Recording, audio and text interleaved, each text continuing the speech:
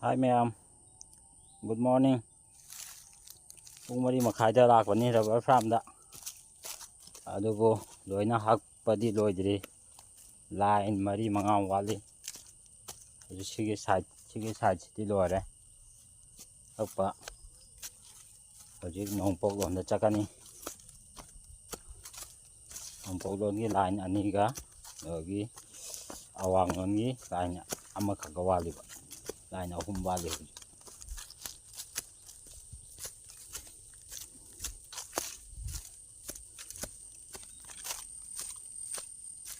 Sini rubber haknaba thang. Sumai haktoy. Pot se thokpo wali ni sisi. Sigi side se thokpo wali.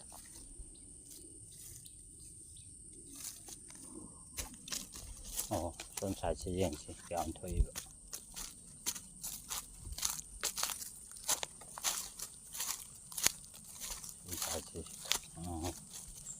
Ngay chang lên như thôi chứ thì ta với chang được nông sẽ ta là đi thuốc cái đó nông sẽ ta đấy nông xa xa đấy cái gì na bột sẽ thuốc cái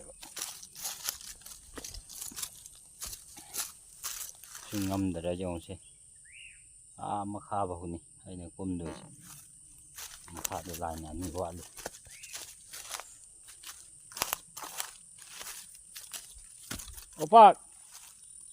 Opak, mà số cân là hay rồi gì mà câu và cái ta cùng đi qua đây he tam y hắc có sự đi qua và được làm dầu để có qua để đủ khom và cả rồi dùng đập phủ và cái xin giảm qua đi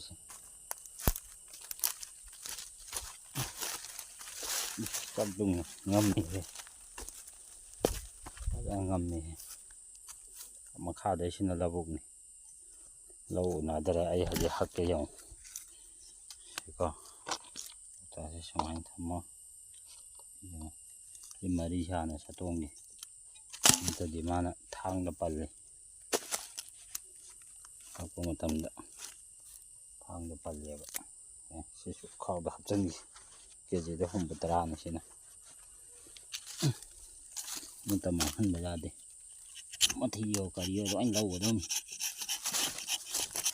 ê sorry nhân này thang sẽ giảm thâu đi hơn mình nhưng cái trắng sôi rồi đấy